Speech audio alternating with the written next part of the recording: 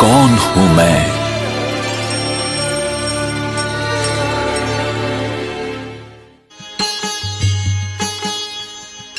तन के भग भाल पर, तन के भग भाल पर विराज रहा मैं। तन के भग भाल पर विराज रहा मैं। खोल पुतलियों के पट हो, खोल पुतलियों के पट निहार रहा मैं, निहार रहा मैं। तन के भग भाल पर विराज रहा मैं। खोल पुतलियों के पट हो, खोल पुतलियों के पट निहार रहा मैं, निहार रहा मैं। तन के भग भाल पर।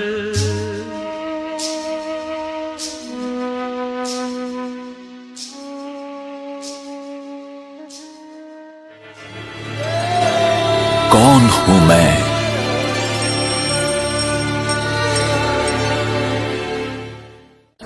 आज मानव विकास के जिस मुकाम पर आ पहुंचा है, वहां उसके लिए अब कुछ भी असंभव नहीं रहा।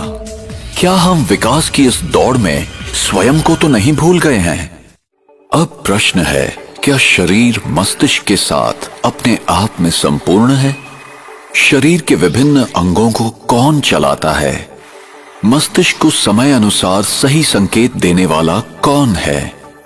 संकल्प कहां से उत्पन्न होते हैं? देह के साथ उनके अंत व्यवहार कैसे होते हैं? क्या विचारों का मूल स्रोत मस्तिष्क है या मस्तिष्क का भी संचालन करने वाला कोई और है? आइए अब हम एक अनुपम यात्रा प्रारंभ करें और स्वयं के विषय में उस सनातन सत्य को खोज निकालें जिससे हमें पूरा ज्ञान एवं अनुभव प्राप्त होगा कि मैं कौन हूं। ये मैं नहीं हूं, मैं ये हूं।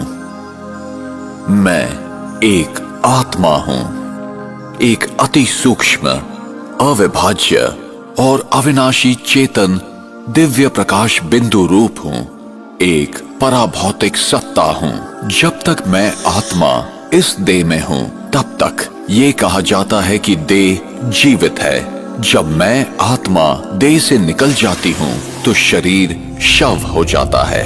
इस घटना को ही मृत्यु कहते हैं। किंतु फिर भी आत्मा तो अजर, अमर, अविनाशी है। वो सदैव जीवित है। मैं आत्मा मस्तिष्क के बीच में भ्रिकुटी के मध्य में स्थित हूं, यहीं पर विराजमान हूं। मैं आत्मा शरीर की सभी इंद्रियों का मस्तिष्क द्वारा संचालन करती हूं। भ्रूण जब तीसरे से 5वें माह का होता है, तभी उसमें जीवन शक्ति आती है। ये जीवन शक्ति ही आत्मा है।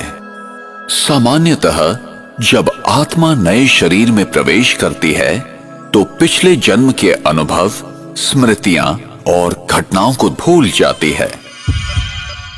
इसकी दूसरी ओर मृत्यु क्या है? मृत्यु वो स्थिति है जब आत्मा शरीर छोड़ देती है। और आत्मा जब शरीर छोड़ती है, तो वो शरीर जो खून, हड्डी, मांस से बना हुआ आत्मा का वस्त्र है, एक पुतला मात्र रह जाता है, जो प्रकृति के पंच तत्वों में विलीन हो जाता है।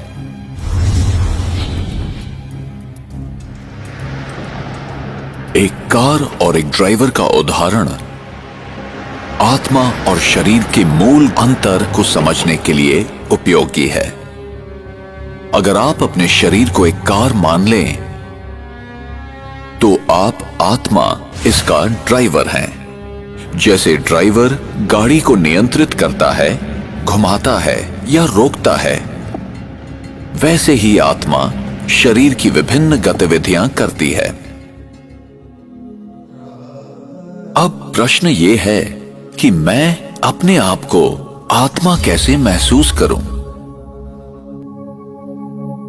जब मेरा प्रत्येक कार्य और व्यवहार आत्मिक स्थिति में होता है, तब मैं अपनी वास्तविक स्वरूप के अति समीप होती हूं। यही आत्मिक स्थिति है। इसलिए अपने आप को आत्मा समझें, अपने जीवन को आध्यात्मिक दृष्टिकोण से जिएं और सबके प्रति सकारात्मक वृत्ति रखें, जिससे हमारा जीवन और हमारा समाज शांति, पवित्रता, खुशी और प्यार के प्रकाश से जगमगा उठे।